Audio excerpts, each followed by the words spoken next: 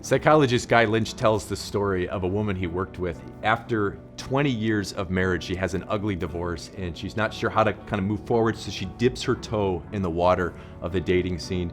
This guy seems really into her and she's about to go on her first date. And she gets a new dress, and you can imagine, like a teenage girl, she's texting her friends, and she shows up at kind of this upscale New York bar. After 10 minutes, the man says, "I'm not interested," and walks out. And she's frozen with this rejection, and she doesn't even know what to do, but she gets enough strength to call her friend, and her friend says this: "What do you expect? You have big hips, you don't have anything interesting to say, and why would a successful, handsome guy go out with a loser like you?"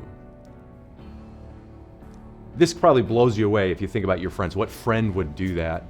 But are you less surprised if we said that that wasn't her friend, it was herself?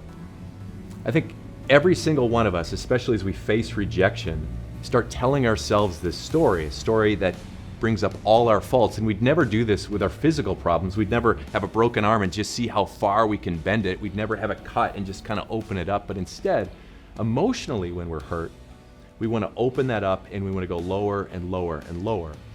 So we have to ask ourselves 4 things when you process these negative thoughts that we have, that everybody has. What story am I telling myself? And here she's saying that she's worthless. Where does that lead? For her, it leads to a deeper and deeper hole where she's questioning her value and she's wondering if she's any good at all. Instead, we need to listen to a different voice. In John chapter 10, this is the Good Shepherd chapter, Jesus says very clearly, "My sheep listen to my voice.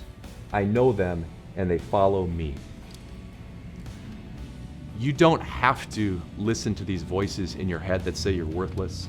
You don't have to listen to the voices that say you're unlovable. You don't have to listen to the voice that says all these things.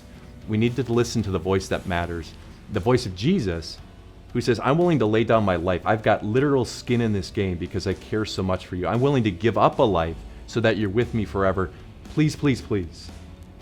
It's time to listen to a different story, a story that says, "I am Jesus, I love you, and I want you to be with me. You're not fat, you're not worthless, you're not youthless, you're loved."